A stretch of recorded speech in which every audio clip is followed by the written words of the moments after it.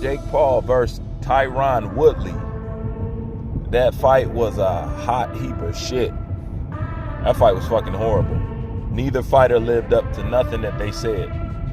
But I think it's cool that Jake Paul acknowledged that he had a very poor performance. As far as Tyrone Woodley goes, I done already told you he's Adrian Broner. He's gun shy. Period. Man, what? Did he stand in front of Jake Paul for what? 3 straight rounds? You know what I'm saying? Tyrone Woodley is like a statue in front of boxers. You know? He's just there. Tyrone Woodley only musters up enough courage to do what he's supposed to do. Always in the tail end of the fight or when the fight's finna be close to over. You know, that's one thing that I said about Tyrone. And you know what's really a shame, Tyrone, is the fact that you need a rematch with a YouTuber. It's a damn shame. You know? But now you see why Tyrone is in the position that he's in. You know, that is exactly why. That gun shyness and shit, man, it was booing that fight because there wasn't no fucking action. That shit was starting to look like Wonder Boy Thompson and Woodley, shit, part 3. That's exactly what it was looking like. Tyrone just ain't got it. Not only that, I'm looking at Tyrone, I'm like, dude, did you even train boxing?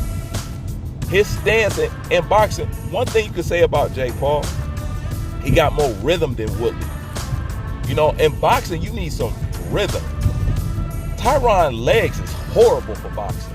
And if this was his so-called entry into boxing because he wants to stay here and make this a career, nah, bro, you was right to go to MMA. And that's another thing I want to bring up. Now you see why most guys go to MMA. Because most guys in MMA started off as boxers. They start off as boxers. They figured out that they want to have more elements than just 2 hands. They want to be able to kick and stuff like that. That's what people want to do when they're getting bested. You know what I'm saying? You ever seen something like elementary or even in high school or even in adults fighting? When a dude is getting bested with the hands, what he start doing mid-fight? Start kicking and shit. And that's why you got most people who go into MMA. And I still stand by what I said because some people didn't like it, but it's just facts. The most dominant and polarizing figures in MMA were people who had hands. I don't care what you say. Prove me wrong. Okay? I'm talking about the most polarizing, the biggest stars, the people with the best highlights of that. They're people with hands. That's hands down. But that fight was a hot heap of shit. You know what I'm saying? It's poor. Jake Paul, you guys I hate to say overhyped, but I understand Jake Paul was somebody who we looked at as just a YouTuber. He had a little bit of skill or showed some potential from his training. And I think a lot of people took that and ran with it. But nonetheless, he did get in there with a fucking professional. But did he perform like that mouth was running? No. Did Tyrone perform like that mouth was running? No. So that's the fight that you want to display? Are you fighting for Mama Woodley? Fuck out of here, Tyrone. I told you, man, Tyrone just ain't, man. Tyrone ain't got no edge to him. He ain't got honestly, when you look at Tyrone, and he's just, physically, he's just an Adonis. And you just can't understand, man. And the only thing that's left with is the dude is fucking gun shy for no fucking reason. What he did to Jake Paul in the later rounds, he could have did that from Jump Street. From fucking Jump Street. You know? And they were standing in front of each other like they didn't want to engage. Well, I know one thing with Jake Paul is his cardio wasn't all that. You know what I'm saying? You seen Jake Paul get real tired during the fight. So Jake Paul got fatigued quick. But he said he was nervous and his legs were shaking and all of that shit. And you know what? That's understandable. You know? But I don't know if y'all can pull that off again. You know? I really don't. But that fight was complete bullshit. Entertaining, yeah, somewhat. And a lot of people said that this was good for boxing. My question to you, was it? Is it? I've said before a long time ago that if you've been on my channel for a while, I actually predicted this whole scenario that's going on in boxing right now. I said if these fighters don't fucking tighten up and learn how to sell themselves and get these people personalities, they're going to end up being obsolete to YouTubers. If anybody remember that fucking video, put the link in there and send it to these guys so they can go ahead and hear it. I called this a while ago. I said this exact thing is going to happen. And whether we like it or not, they're going to make this the new move. This is the new move. Just think about this for a second. Professional boxers being undercardsmen to YouTubers. Just think about that for a second. It almost defeats the purpose of the process of building a fighter, and this is that. The only thing I need to do is have drama behind me and be a troll. That's what boxing is telling you right now. This is why I say boxing is not a sport of competition. It is a spectator sport. That shit died in the 70s and the 80s and a little bit in the 90s. Boxing is a spectator sport. It is not a sport of fucking competition. So with that being said, especially since I had a lot to say about how can y'all judge people fighting certain opponents and not want people to fight certain opponents, but when somebody like Jake Paul comes along, you guys are totally accepting of it, and he doesn't have a legitimate fight, a legitimate anything worth a damn, but yet you guys will engage and embrace that. So what I would say is, how could you embrace a YouTuber, embrace this, but yet complain about people who can't get shots because they haven't done this and they haven't fought nobody, blase, split, this, that, and third. Jake Paul ain't fought nobody. Did that matter to y'all?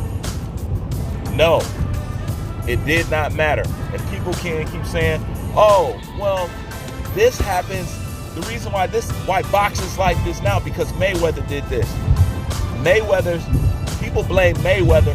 Mayweather is responsible for everything in boxing, from what size the ring is to what kind of clothing the ring girls wear. What don't y'all charge this guy with? And at the end of the day, if it's so bad for boxing, like people say it is, then why do so many people try to copy his moves? If it wasn't okay then it wasn't supposed to be cool when Oscar De La Hoya, Manny Pacquiao was trying to do the same fucking thing. I never liked the shit. I've always said the shit was bad for fucking business. But I notice people have words for certain people, and then when other people do it, they don't want to say shit. So this is where we're at in boxing right now. And with that being said, they might as well give him a fucking Canelo fight. I want Canelo to fight the motherfucker. Because believe it'll be two birds with one stone. Because since Canelo's talking about horrible fighter, you fight with nobody, you're a boring fighter, you're a boring fighter. And it seems to be about who can put asses in seats, right?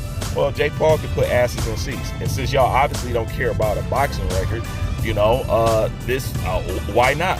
Because at least I can watch Canelo whoop his ass and get this dude the fuck up out of boxing, but it's not gonna fucking happen. Y'all gonna keep on embracing this, and boxing's gonna be more of a clown show, and you boxers are gonna be secondary to us YouTubers.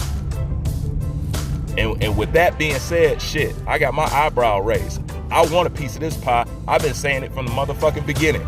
I've been saying it. If this is the way y'all gonna do with boxing, hell, I can do this. This is what I can do. You know what I'm saying? Because I can fight and I can talk some shit. Period. So go ahead and go down this route. So Bruce will go ahead and cash his shit in right quick. Because y'all, obviously y'all out here just giving out money for any fucking thing. So if that's the case, shit, like I told y'all before, I'm ready to throw my hat in. Shit, something. Fuck this. Because I look at it like this shit too much free money. But without getting too lost, let me say this, okay? Because I didn't like these guys, but they are showing you where you professional boxers lack, okay? And that is personality and giving people something to work with. Show them something. Show your personality. Show us something. The reason why Jake Paul and all them is able to get to where they're at, because they exercise the element of boxing that you guys forgot with Ali, that you guys forgot with Roy Jones, that you guys forgot with Floyd Mayweather, that you guys... But being a good boxer is not your only criteria of being a boxer. You have to be entertaining. You have to be a character. You have to sell yourself. And being the fact that this is the age of social media, you boxers have absolutely no excuse not to be bigger than what you are, because you got Instagram and you got YouTube. Show these people who the fuck you are. Create a persona. Create a online personality. Create something. But you guys thinking you could just box and this, and that, and be dry and all that. Man, come on. Could you imagine how big of a star Gervonta Tank Davis would be if he had the gift of gab? Could you imagine? How about this? Could you imagine how big Anthony Joshua would be if he had Tyson Fury's mouth? Not in a derogatory sense, just his ability of, skullduggery. Can you imagine? Can you imagine how far along we could get with Errol Spence and Terrence Bud Crawford if either one of them had a personality? And this is the thing, Terrence Crawford actually does have a personality. You just don't get to see it. You still have to sell yourself. This is what Teofimo Lopez understood wholeheartedly. You think he was going there doing Fortnite dances and being all that polarized for no reason? No, he knows. He knows. And Jake Paul and his brother, they knows what sells this shit.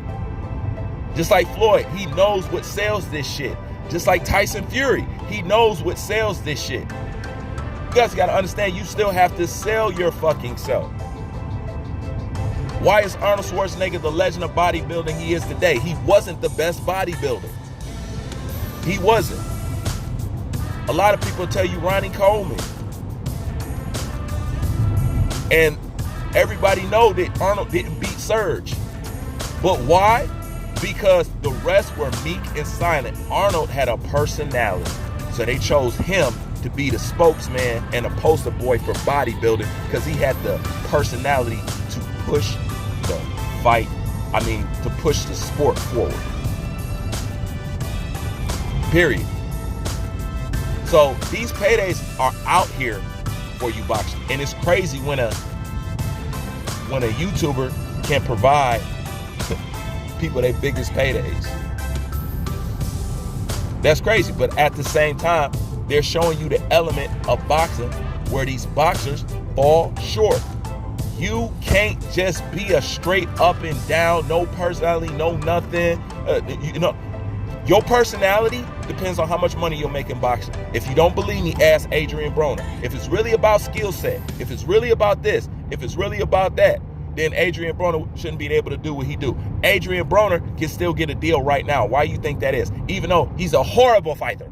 Horrible fighter. Why do you think that is? Because he got a fucking personality. Take notes. Take notes.